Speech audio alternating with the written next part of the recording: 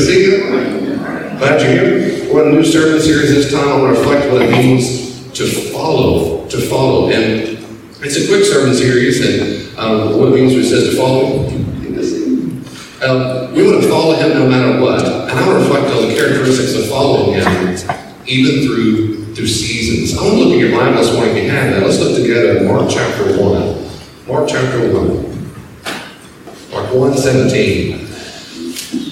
As you're looking at Mark, the second gospel, please look at your Bibles. It's very important to have scripture in your hands or a Bible app, that kind of counts.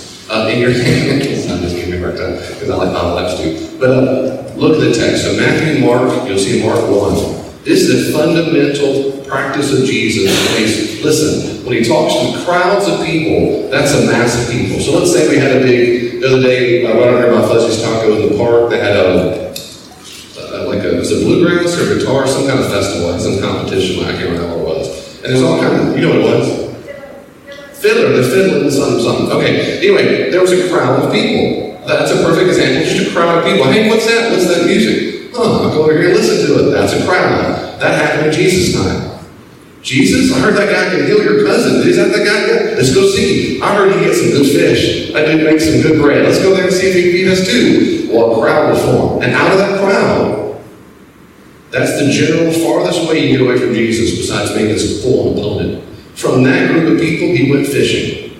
And he asked his disciples to go fishing. He said, there's your fish. Go fish. We want those people not just to be in the crowd anymore. We want those people to come be my disciple. Come be my pupil, my apprentice, my learner.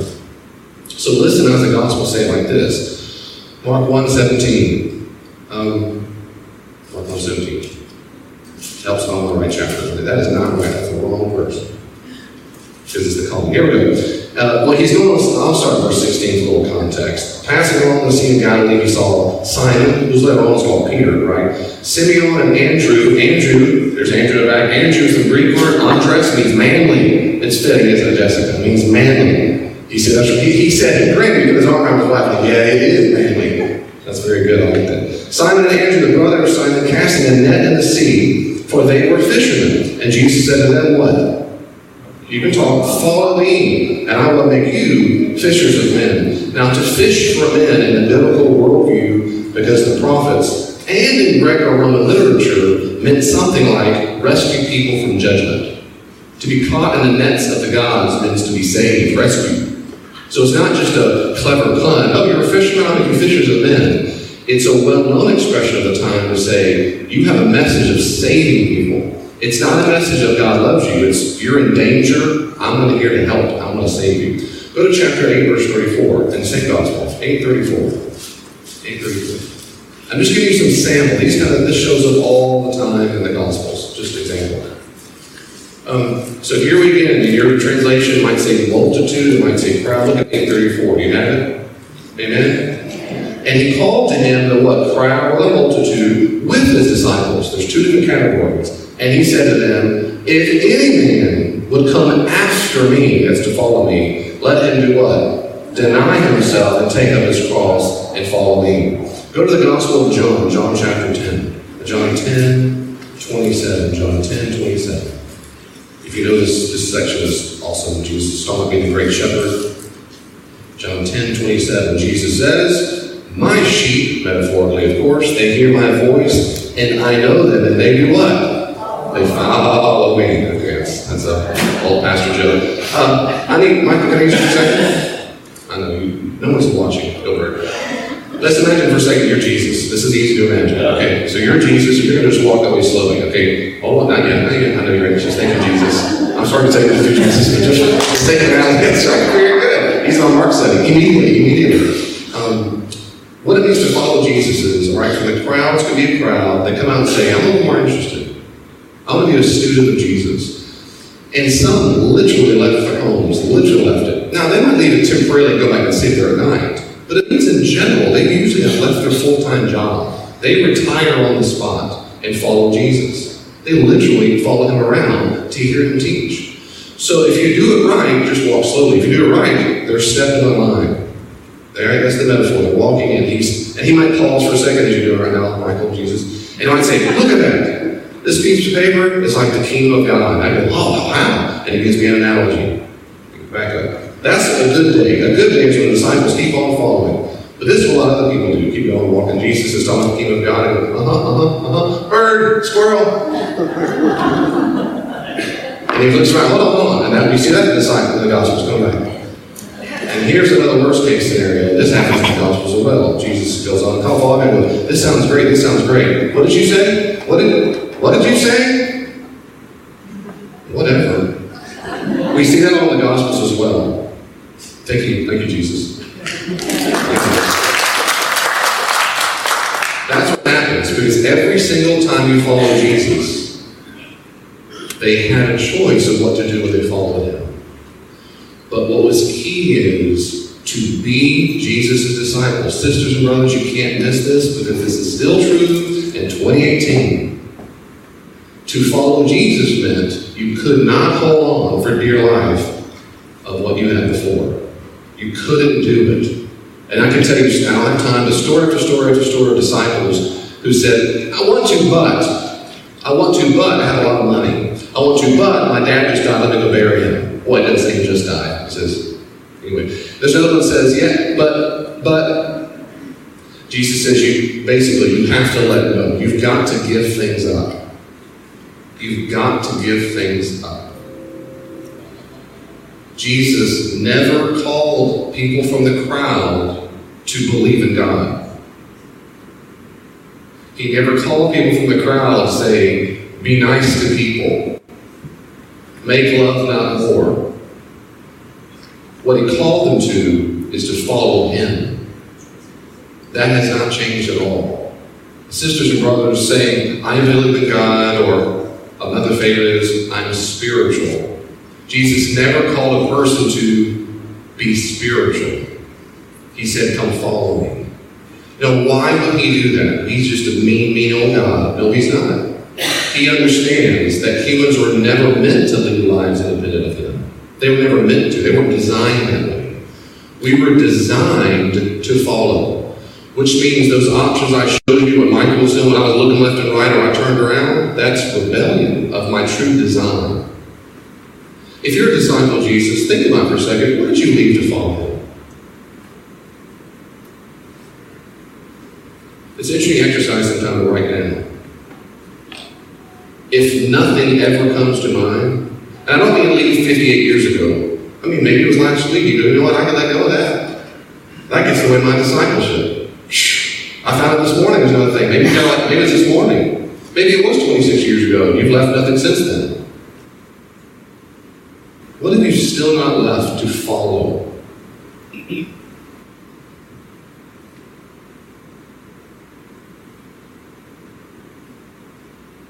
I see it all the time. I understand the human condition. I'm a human too. I know I sense it in my own heart and mind. I get it. But people who are Christians, who squeeze into Christianity in one small part of who they are, if there's time for it. And then there's the real world. There's the real life. There's the career. There's family life. There's whatever. And all I'm saying is, that's between you and Jesus. All I'm saying is, I think I know the New Testament pretty well. And you just read it yourself. Jesus never called for a piece of your heart and mind. If you come after me, you've got to follow. And what you abandon from your previous life, socioeconomic status, whatever, looks different for different people. It's not a competition. Well, the disciples, I left everything to follow you, Jesus, at one point in the Gospels. He goes, look, everyone else left. Jesus looks at the disciples and said, are you going to leave me too? Big Pete says, we left everything to follow you. He says, good for you, basically. Now, when we follow Jesus, what I'm going to do in the little bit that we have left, this week, next week, and the following week, I want to reflect on some characteristics of what it looks like to follow Jesus. So when I look at people I consider to be very mature Christians, people, and mature doesn't mean they know a lot of Bible facts. Satan knows a lot of Bible facts. I've heard some really demonic people quote the Bible at me. When I mean mature Christian, I mean people who act and live and breathe and exude Jesus. Those people I look up to, and those people I know are following Jesus Christ very well. There are characteristics they've taught me through the years, and I have seen in my own life as well, though I'm not at their level yet, but I've seen it. and I think they're worth reflecting on. And the first one is this. And let's look at Philippians 4. We're going to see that point I'm making in Philippians chapter 4. So if you turn to the New Testament real quickly, this is the letter from the Apostle Paul, Philippians chapter 4. If you know your Bible, you've certainly heard this before. It's a pretty common one to go to. Philippians chapter 4, verse 11. Philippians 4, 11. The Apostle Paul was talking to the church of Philippi. The Philippian Christians had sent Paul, the Apostle Paul, who's in jail, they sent him money to help him out. When you went to jail in the ancient world, there weren't many prisons. You go to jail for a short period of time until you got either execution or you're forgiven, basically, whatever. But while you're there, you ain't working. And one of the punishments could be they take all your money away. So if you went to jail, you're often broke. You have to go back to work.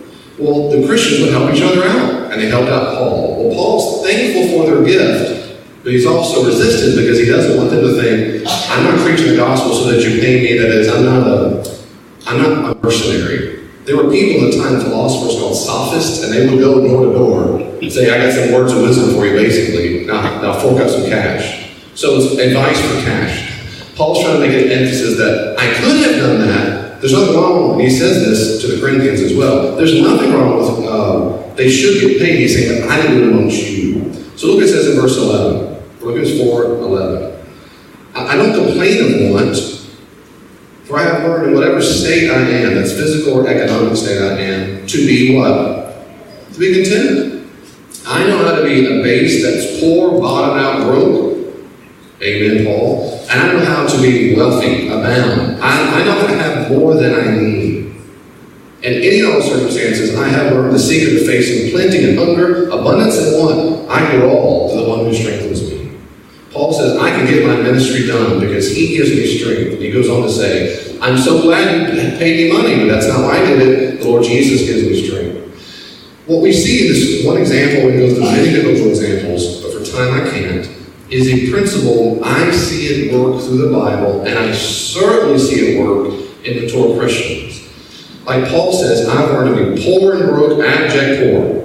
And I've been poor my life as well. I know how to have more than I need. I know what that feels like as well. Well, surely Paul's getting extreme. Surely Paul also had times where he had enough, right in the middle. There had been times where he was almost to the middle, and times he's just over the middle, right? He's just making extreme cases. So Paul's describing what I call seasons.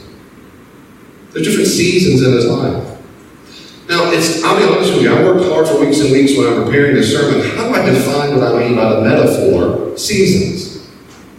It's difficult to describe. The best I can do is, because it's such an intuitive thing, is there's external seasons, I would say, like internal seasons. By external seasons, and I'll use the normal climate change, well, at least for the Midwest and Northern. If you're from the South, you have about 2 seasons. Bless their heart, we would say in the South. But let's say winter, spring, summer, fall, basically. And we could use the farmer analogy or whatever, but the winter, I'll use death or dying. I don't use literal death, but a time of barrenness. So external might be you just lost your job, your marriage just fell apart, you just heard really bad news in the hospital, you just got bad news about your grandson, depression. Those are external things that cause internal problems. New life might be, well, I guess hope.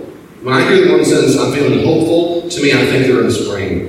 They're feeling hopeful. They're not dead. They're not where they want to be, but they turn a corner, they might say. I'm just on the other side of the hill. And then, of course, the summer's so thriving. They're not begging God for a breakthrough and begging God for a victory because they're in that summertime. Woo! Those are the times you spend less time praying, more time praising, typically, which isn't necessarily good, but nevertheless, that's what happens. And then there's the fading season. In my experience, most Christians who are former Christians, particularly Christians or Christians who are barely Christians, barely hanging on and never go to church anymore, they got stuck in the fading season. They faded and faded and faded and faded and faded, and they became convinced that the fading season is what Christianity really is like. So they just left to death. External times, baby's new life, right? Baby's not going the way, I got a job opportunity, whatever. But then there's the internal season. That's the one I really focus on. Oh, the external is like the Apostle Paul, right? I can have a whole lot, nothing. I can be thriving, I can be death. The eternal is what I'm really focusing on today. And that is we go through these eternal seasons where we feel the death phase, that God is not listening to anything we're talking about. We feel so distant from God, so removed from God. Have you ever felt that before? Don't be ashamed to raise your hand if that's ever been true for you. I know it's true for me. Believe me, I know it's true. Times you like to pray and you're just talking to yourself, talking to the wind. You've cried so much you don't have tears to cry. Like, whatever, why even do it? New life is different. New life is you start having some hope. You start a little hunger inside you. Okay, I'm going to write that Bible study. I'm doing whatever it's got to do. Okay, I'm going somewhere. Thriving, you're just in it. You're in the zone. Can't get enough of Jesus. Praying all the time. It comes naturally. You don't have to feel guilty before you pray all the time or read your Bible. You're just thriving. The fading's the other side. Fading is when you kind of fade out. It's in that stage of life a lot of people say, I used to do a lot in church, but I feel kind of burnt out. That's the fade. That's the fade. I have 4 quick points about the seasons I want to emphasize to make encourage you and encourage me, quite frankly. I want to go through seasons. And the first is this. Everyone goes through it. Everyone goes through it. I meet many people in counseling sessions, and a very common thing they feel is guilt because they don't feel like they think they ought to feel. I know people who are die-hard Jesus fans will talk about Jesus with strangers and then go, I'm in a season, man, I don't really feel like talking about him at all. I go, okay. You're just in a season. So what we should do as Christians is stop resisting them and don't feel guilty when they come. You feel like you're kind of fading? You don't need to fade out. That's what happens. This is the waxing and waning of the human condition. The waxing and waning of the condition. My first encouragement, I'm going to talk about what to do about it in a second, but I'm just trying to encourage you. Everyone goes through it. You might not know that, but everybody does. I think I do. I think I wish, and maybe for all of us, if we were so honest and open and safe with each other. We've got little emoji pictures, that means like a little picture on your cell phone, above everybody's head, and you can see what season you're in right now. Because we're all in one right now. Everyone who can hear me right now is in a particular season. And a portion of you are in a season for which you feel guilty. Where you say things like, I ought, I should be. I'm trying to encourage you to stop doing that. To stop judging what season you're in. To stop saying, well, I should be, ought be. Stop. Growth can't happen under judgment. So the first thing is to encourage you to say, people go through seasons. God will bring us through seasons in life. That's the first encouragement. The second one is this. No matter what season you're in, it's not going to last forever. Now, I don't want to hear that when it's springtime and summer. I'm going to go, yes, it will. Woo, Jesus. You got all the answers to prayer you've been back and forth, praising Jesus, dancing. Some of y'all dance. No one's looking. Some of you do, but others are like, no, I would never. But that's a happy time. But this is a really, really, really good reminder when you're in the fading in the winter of your eternal life. You need to be reminded it's not the end of your life. The season won't last forever. It just won't. Which is why you should never ever define yourself whatever that season is. Some of you right now are in a winter season. You're in a death season where you feel so detached and different. You might feel numb. It comes out in depression. It comes out in bitterness. It comes out in resentment. It comes out in maybe a sharp, evil tongue. It comes out in refusing to pray, read your Bible, go to church. You need to be reminded that that season doesn't have to last forever. This is not the end. It's not. It's just not. And the same is true when you're in the summer and the spring and going on, man, enjoy it. And I've got some things about that in a second. Enjoy it. Oh my goodness, do it. But make sure you understand it. It's probably not going to last forever.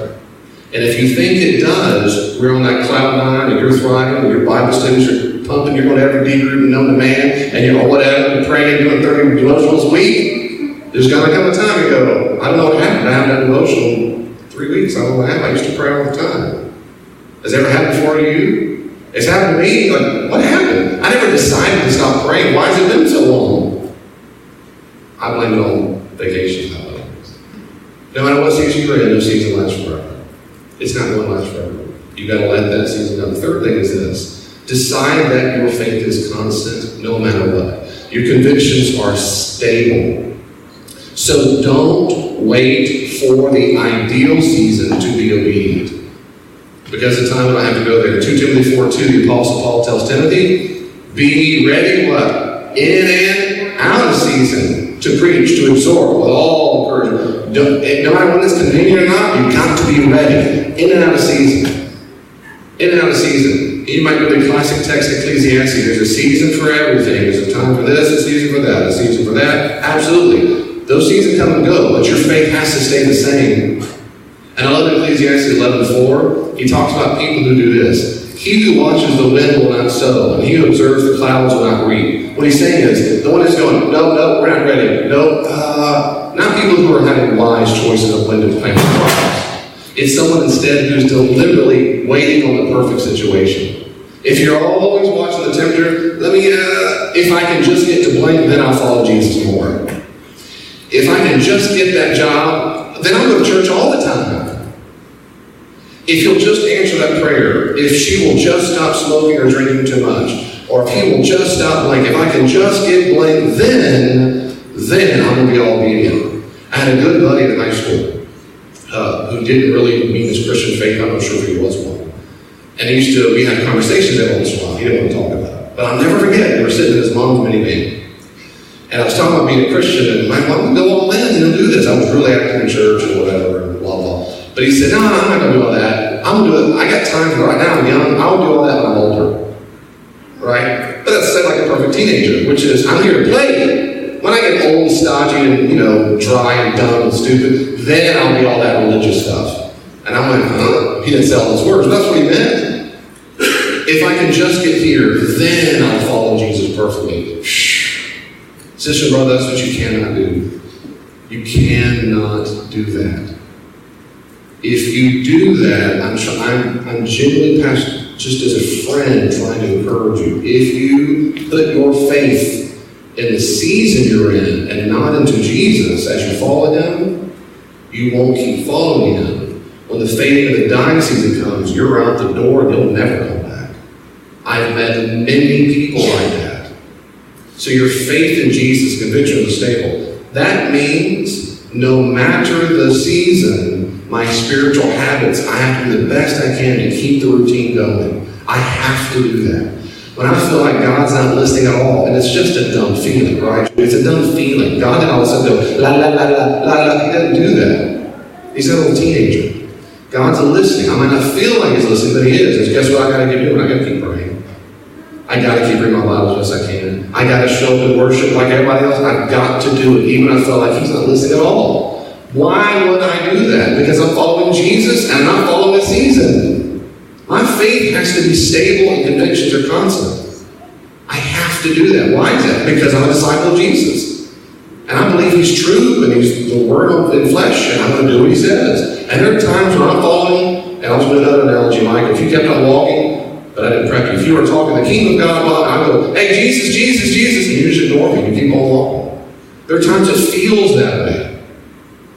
And I go, well, forget it. Never mind. You're not going to answer my prayer. Forget it. Well, we stop following. We can't do that. Disciples of Jesus don't do that. People who believe in God might. People who are spiritual might. But people who follow Jesus don't do that. They keep their faith constant. They keep having spiritual disciplines no matter what. As best as they possibly can.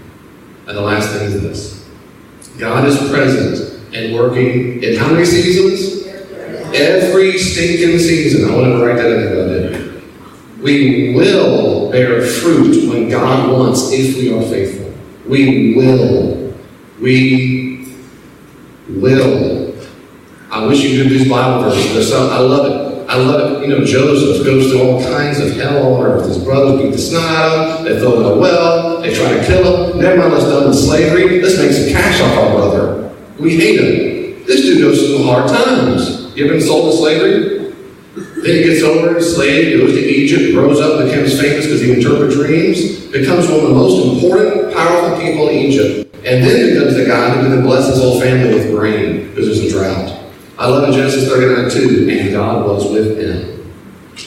I don't know if I'd have felt that down in the well. Quite frankly. God is good. Roaches crawling around the well. God will get them. Psalm 1-3, the person who doesn't listen to the advice of the foolish or unwise, but listens to God, he will bear fruit. He will bear fruit. John 15:5-6, those who I am the vine, you are the branches. If you abide in me, you will bear much fruit. We've got to stay connected to the vine. We've got to believe that. I'm done. Sisters and brothers, we've got to remember that God is present no matter the season. You might feel like he's distant. Some of your vigor, or as Paul says, zeal for Jesus might diminish and come and go based on circumstances and whatever. God is still present. He's still working right in your life. And as your faith is constant, you're going to see that. You're going to see it. Let me pray for us as we close. Lord Jesus, we need your help to follow you clearly. Holy Spirit, for those who follow you, we confess and realize at times that we're in tough seasons. Sometimes we're all in awesome seasons.